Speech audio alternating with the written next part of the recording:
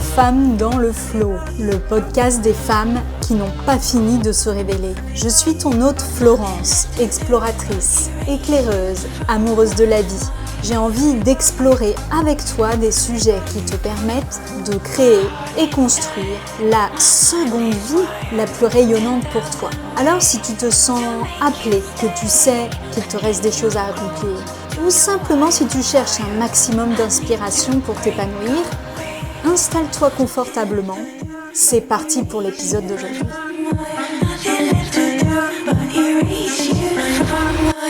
On est tous soumis à des contraintes extérieures qui influent sur notre rythme et sur notre gestion en fait de comment on navigue dans la vie, comment on fait pour avancer, comment on fait pour ajuster notre allure, notre niveau de forme. Et je me rends compte en fait que depuis surtout que mon deuxième enfant est né, en fait c'est une des plus grandes quêtes que j'ai faites dans ma vie, c'est celle de mon rythme de vie. Et je sens que j'y travaille depuis très longtemps. Avant de commencer, je voudrais te parler de l'outil gratuit, le questionnaire La Roue de la Révélation que j'ai créé pour toi et que tu peux trouver dans ma bio. Il va t'aider à te poser des questions, faire le bilan sur ta vie et voir comment tu peux commencer et par où commencer l'introspection et le travail de construction et d'amélioration de ta vie. Voilà, n'hésite pas à le télécharger, il est en lien dans ma bio et en commentaire. Je me souviens, j'avais une image, je travaillais en agence d'architecture à Paris et il y avait une barre de logement que je voyais depuis mon bureau et je voyais une nana étendre son linge alors que moi j'étais en train de gérer un super chantier, 15 000 m², tout ça, donc j'avais un poste extraordinaire. Et en fait, la nana qui étendait son linge à, 10h30 du matin, elle me donnait vachement envie.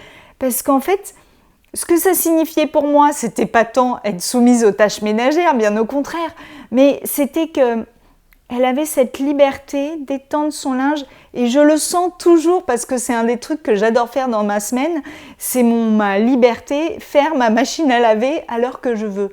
En fait, c'est signe pour moi que j'ai conquis ma liberté. Et donc moi j'étais enfermée finalement dans mon bureau, certes à faire un job qui flattait mon ego puissance 10 000, mais elle était libre d'étendre son linge à 10h45 et des brouettes. Ce que ça signifiait, ce que ça signifiait pour moi, pas forcément pour elle, mais qu'elle était libre de choisir d'étendre son linge à 10h30. Et moi, je ne l'étais pas, en fait. Moi, j'étais enfermée dans mon bureau. Moi, j'avais des tâches à faire. Moi, j'avais des gens qui attendaient après moi. J'avais des réunions à organiser. J'avais des plans à terminer. Voilà. Et donc, en fait, c'est l'image qui me revient depuis le plus longtemps. Mais cette quête du rythme, je l'ai consciemment depuis une vingtaine d'années. Enfin, consciemment. Je le fais depuis une vingtaine d'années. Et en fait, juste après cet épisode de linge étendu, mon fils, qui va avoir 19 ans là bientôt, est né. Et je suis passée donc de chef de projet en architecture, un chantier à 15 000 m², 23 millions d'euros, à maman allaitante et maternante. Donc je passais mes journées à m'occuper de mon bébé, de son rythme de vie, de ses besoins de petit homme. Donc c'est le plus grand écart presque que tu puisses faire dans la vie. Et j'ai dû ralentir, j'ai dû appuyer sur la pédale de frein à mort et j'ai dû rentrer à l'intérieur de moi, m'écouter, écouter ce qui se passait pour moi, écouter... En plus, j'étais en plein Paris, donc écouter ce décalage entre les gens qui partaient bosser tous les matins comme je partais avant et moi qui restais à la maison avec peu de choses à faire, à part faire ma machine à laver. Voilà, emmener mon fils aîné à l'école. Voilà, j'avais pas les courses à faire. Donc voilà, vraiment rétrograder et se concentrer sur son rythme. Donc aujourd'hui, je considère, et je viens juste de le réaliser parce que je l'ai lu dans mon Human Design et mes Gene Key, que c'était une de mes clés, c'est en soleil, que c'est trouver le bon rythme et le montrer au monde. Alors, facile comme mission de vie, ok, qu'est-ce que ça veut dire? Donc, trouver le bon rythme, c'est-à-dire, en fait, ça parle toujours, parce qu'avec moi, ça parle toujours d'introspection, c'est revenir à soi et écouter ce qui est juste pour soi. Avoir un sommeil de qualité, ou si, parce que je fais quelques insomnies, peut-être dues au travail des hormones qui me traversent en ce moment, ne pas avoir de réveil le matin quand c'est possible. Quand c'est pas possible, essayer de se coucher un petit peu plus tôt pour récupérer ou faire une sieste ensuite. Voilà, écouter sans arrêt ce qui est juste pour soi. Donc je sais que pour moi, j'aime pas me coucher trop tard. Après 10h30, max minuit, mais après je me sens déconstruite le lendemain et j'aime pas ça du tout. Donc j'aime pas sortir trop tard. Autre chose, c'est que et mon corps réclame de l'activité physique. Le matin, je peux bosser au bureau sans trop de difficultés, mais vers 15-16 heures, mon corps commence à me signaler, en fait vers 15 heures, il commence à me signaler, 16 heures, je commence à l'écouter, qu'il veut sortir, qu'il veut faire autre chose, qu'il veut bouger, mes jambes. Je me souviens quand j'étais à mon compte en tant qu'architecte, je passais quand même beaucoup de temps assise, même si j'avais des réunions. Une journée assise à mon bureau, j'avais l'impression que mes jambes devenaient des poteaux de pierre. C'était assez horrible. Donc aujourd'hui, il n'y a pas une journée sans que j'aille faire, alors j'en suis à 10 000 pas par jour. Donc il n'y a pas une journée où je ne vais pas marcher au moins quelques kilomètres. Donc ça, c'est un de mes besoins et ça doit rentrer dans mon rythme. Une autre chose qui rentre dans mon rythme, c'est mon besoin d'interaction sociale qui se fait. Alors j'ai besoin d'aller par exemple dans un coffee shop, boire une eau, un thé, quelque chose de léger comme ça. Je peux bosser 1 heure, faire mes réseaux sociaux, répondre à des mails, voilà, quelque chose de très léger, mais j'ai besoin d'être en interaction. Je pense que c'est énergétique. Voilà, dans ma charte, je suis en composition triple, donc j'ai besoin de rencontrer d'autres personnes qui vont un peu me joindre mes différentes parties et puis parler à d'autres humains, discuter, communiquer, se donner des nouvelles. Voilà, alors voir des copines bien sûr, mais on n'est pas toutes disponibles tous les jours pour prendre un café. Donc voilà, ça fait partie de mes besoins principaux. Donc ça a ses limites parce que ne pas se coucher après 10h30, c'est des fois un peu compliqué socialement, mais ça ne me dérange pas parce que c'est mon besoin et j'aime y répondre. Comment j'ai rencontré cette histoire de rythme? Donc je disais tout à l'heure, j'ai commencé à allaiter mon fils il y a 19 ans et peu de temps après, je suis partie de Paris, je me suis installée à la campagne, donc déjà il y a un espèce de décalage des rythmes Paris-province. J'ai eu la chance de pouvoir vivre en pont sur Paris et la province justement pendant quelques années, donc alternativement faire les deux et être à Paris, ça énergie, ça booste, ça stimule, le rythme s'accélère, les interactions sociales sont beaucoup plus intenses. Et hop, le retour à Paris, c'est calme. Déjà, la nature absorbe vachement au niveau de l'énergie. Je me sentais en fait décroître dans mon corps au niveau de l'intensité énergétique les premières heures où je retournais à la campagne. Et puis les interactions sociales sont un peu moindres. Le rythme est celui de la nature et pas celui des gens dans la rue. Voilà, donc à la campagne, c'est plus calme. Et puis j'ai découvert le livre de Carl Honoré, L'éloge de la lenteur, où j'ai découvert le mouvement slow, qu'il y avait une quête, une mode de gens qui écoutaient justement la lenteur en contradiction en fait avec l'allure excessive ou l'hyper-allure ou le rythme en fait que nous impose notre société actuelle, qui est un rythme de productivité et pas un rythme de bien-être. Et j'ai commencé à cerner cette contradiction. Et en fait, si tu écoutes ton rythme, eh ben, tu vas vers le mieux, parce que de toute manière, quand tu pars de toi, tu vas toujours vers du mieux-être. Si tu écoutes ce qui se passe à l'intérieur, tu vas vers le mieux-être. En fait, ralentir, ça n'était pas contre nature, mais bien au contraire, dans la nature du corps. Par exemple, si tu as déjà voyagé à pied ou à vélo, ces voyages sont très différents des voyages en voiture. Parce que ton corps, il voyage lui aussi. Alors qu'en voiture, ton corps ne voyage pas vraiment. C'est ta voiture qui voyage. Ce que je veux dire, c'est que quand tu voyages à pied, tu es au rythme, tu as le temps d'observer. Ton corps fait corps avec le paysage. Tu intègres en fait dans ta mémoire les paysages que tu traverses. Tu peux rencontrer des gens. En fait, c'est beaucoup plus naturel et beaucoup plus juste pour l'humain de voyager à pied, et même à vélo, c'est des fois presque trop rapide. Alors en voiture, je ne te raconte pas, c'est l'hyper-productivisme du déplacement en fait. Et donc j'ai découvert que ralentir, c'était être plus juste avec ses rythmes physiologiques. Et c'est sûr que ça créait un décalage avec l'allure vite dans laquelle on nous projette, mais c'était plus juste pour moi. Donc en fait, ralentir, c'est pas ralentir en soi, c'est écouter au plus juste les rythmes dont toi tu as besoin. Voilà. T'adapter à tes rythmes. Donc ça doit partir de l'intérieur, revenir à soi. Ensuite, j'entends souvent dire, c'est souvent les femmes, elles doivent s'adapter, se soumettre au rythme du mari, des enfants, voilà.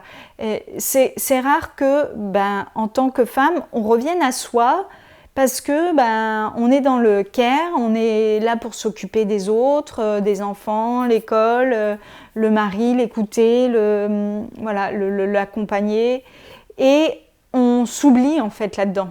Alors qu'en fait, plus on prend soin de soi, plus on revient à soi, plus on remplit sa réserve de bien-être, et on est les seuls à pouvoir le faire. C'est à nous de remplir nos réserves de bien-être, à nous de nous occuper de nous, en fait, de nos propres besoins. Et du coup, on va pouvoir redonner du soin autour de nous, plutôt que de se vider en donnant du soin et puis de se retrouver mal, parce que on a tellement donné et sans se recharger que on n'a plus rien à donner. Alors que revenir à soi, revenir à son rythme, c'est donc être en plein potentiel de pouvoir donner. Voilà. Donc c'est important de revenir à soi. Il n'y a pas vraiment de mode d'emploi. C'est s'écouter, poser son cadre avec son entourage, dire si on a des jeunes enfants, je vais prendre 10 minutes par jour pour faire une sieste dans ma chambre, pour méditer, pour prendre du temps pour soi, écouter son corps. On peut avoir un petit carnet de bord pour noter, aujourd'hui ça a été la cata, j'ai pas du tout écouté mon rythme, tout le monde avait des impératifs auxquels je devais répondre, comment je pourrais améliorer ça demain. Essayer d'avoir un regard sur ce qui se passe et prendre conscience en fait de comment se passe la répartition des énergies dans la famille, des besoins. Est-ce qu'on ne peut pas autonomiser certains sur leurs propres besoins? Peut-être que nos enfants, nos compagnons ont besoin eux aussi qu'on les aide à s'émanciper de nous, en fait, à s'occuper d'eux avant d'attendre que ce soit à nous de s'occuper d'eux. Que chacun se prenne en charge. Et je pense que quand on commence soi-même à se prendre en charge, à prendre en charge nos besoins, on va inviter les autres à grandir aussi de ce côté-là. Donc, être le plus en conscience possible et ne pas poser un cadre rigide, parce que l'idée, c'est pas d'être s'enfermer dans un rythme, c'est plutôt être dans le flow, c'est-à-dire la semaine c'est plus facile parce que c'est répétitif, on sait comment on va pouvoir organiser les rythmes. Bon, le week-end ça peut être un petit peu plus déroutant parce que les rythmes changent, tout ce qu'on avait mis en place la semaine, ça ne tient plus la route. Voilà, alors c'est pas grave, on réajuste et puis on comprend, on grandit. De toute manière, c'est un travail sur le long terme, c'est un travail qui se fait, qui se construit sur la vie entière en fait. Donc on se laisse la patience, on n'est pas rigide avec les autres, c'est pas une source de colère, c'est plutôt une source d'épanouissement et pour tout le monde. L'idée de trouver son rythme et l'objectif, c'est de finalement être bien dans l'instant présent. Parce que l'instant présent, c'est celui-là, c'est le seul instant qu'on connaît. Donc, c'est ne plus être soumise, déjà au stress du passé qui peut nous perturber dans notre présence, et puis ne pas être dans l'urgence de ce qui va se passer après. C'est-à-dire aussi poser son cadre au niveau du travail. Quand j'étais à mon compte en libéral en tant qu'architecte, je mettais toujours des délais pour rendre un dossier suffisamment important pour que j'ai le temps de travailler, mais le temps d'absorber d'autres dossiers à rendre et le temps de moi être dans mon rythme, pas de me compresser pour faire plaisir à tout prix aux clients. Non, ton temps, c'est aussi ce que tu vends. La qualité de ton bien-être, c'est aussi ce que tu vends. Donc, quand tu es chef d'entreprise, le rythme, c'est aussi, ça fait partie de ce qui te constitue et de ta valeur ajoutée. Si tu me suis sur les réseaux depuis quelques temps, tu sais que j'ai une boussole du bien-être que je considère comme devoir être en équilibre, c'est-à-dire que les 4 pôles devraient être en équilibre pour être en bonne santé. Donc c'est tête, cœur, corps et connexion. Donc, pour que le mental aille bien, c'est un peu ce que je viens de dire, ne pas se laisser dominer par des contraintes extérieures. Le mental rumine d'autant plus quand il est en stress vis-à-vis des contraintes qui viennent de l'extérieur. Alors que si c'est nous-mêmes qui nous posons des contraintes, le mental va beaucoup moins ruminer. Donc, je ne parle pas de se mettre sous pression de l'intérieur, mais d'ajuster, d'être aligné avec la pression qu'on se met. C'est ce qu'on a vu juste avant. Le mental, éviter de le contraindre pour le faire ruminer. Genre, un tel m'a demandé ça, mais je ne vais pas pouvoir. Voilà. Non, ça c'est négatif. On passe du côté positif, c'est comment je vais pouvoir honorer telle date. Est-ce que, j'ai bien posé mon cadre, je me suis respectée, j'ai respecté la personne qui était en face, tout le monde va en sortir gagnant dans l'histoire. Ensuite, pour nourrir le cœur, pour être en équilibre avec le cœur et pouvoir justement naviguer dans le bon rythme, c'est toujours essayer de se souvenir de tout ce qu'on a et de tout ce qui nous entoure. C'est un peu l'histoire du verre à moitié plein, à moitié vide. Plutôt que de voir tout ce que nous n'avons pas, voir tout ce que nous avons, qui nous suffit en fait, tel qu'on est aujourd'hui justement dans l'instant présent. Ce que j'ai me suffit. Le toit que j'ai sur ma tête, la famille que j'ai autour de moi, mes amis, les biens que je possède, la nourriture que j'ai, voilà. Je suis pleine de tout ça en fait, pas je suis vide de ce que je voudrais demain. Voilà, c'est voir le plein pour se sentir plein à l'intérieur en fait, remplir le cœur, c'est ça, c'est la complétude. Ensuite le corps, bien prendre soin et écouter son corps, c'est ce que je disais au début quand je parlais de ma marche. Je fais aussi des postures de yin pour quand j'ai des tensions comme tout le monde dans le dos parce qu'on absorbe quand même du stress, même si on adapte son rythme, donc avoir les bonnes postures, les bons soins, les bonnes, voilà, peut-être les crèmes du visage, à prendre soin du corps, bien l'habiller, manger ce qu'il faut, ce qui est juste pour lui, voilà, être vraiment pleinement à l'écoute et essayer de le choyer parce que il est indispensable pour nous. La connexion, c'est écouter son intuition, écouter le possible de ce qui est imperceptible, c'est-à-dire qu'il y a peut-être autour de moi des choses imperceptibles pour moi, avec mes yeux d'humaine, mais qui existent et qui sont plus grandes que moi.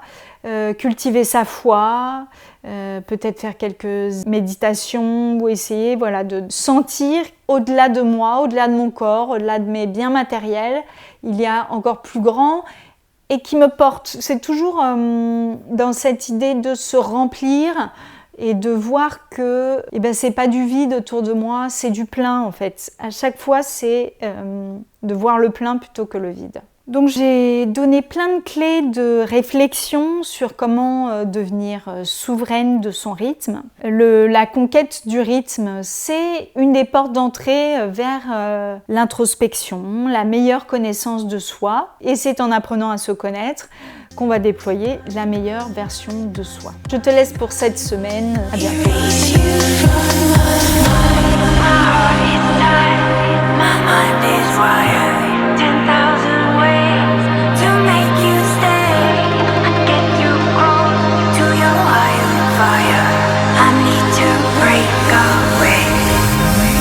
Si cet épisode t'a plu, n'hésite pas à liker, à me laisser un commentaire ou à le partager. Et surtout, abonne-toi pour m'encourager. Si tu veux toi aussi transformer ta vie, j'ai créé un outil gratuit, le questionnaire La Roue de ma révélation. Il est disponible gratuitement en cliquant sur le lien en dessous de l'épisode. Et merci encore pour ton attention tout au long de cet épisode. Je te dis à très bientôt.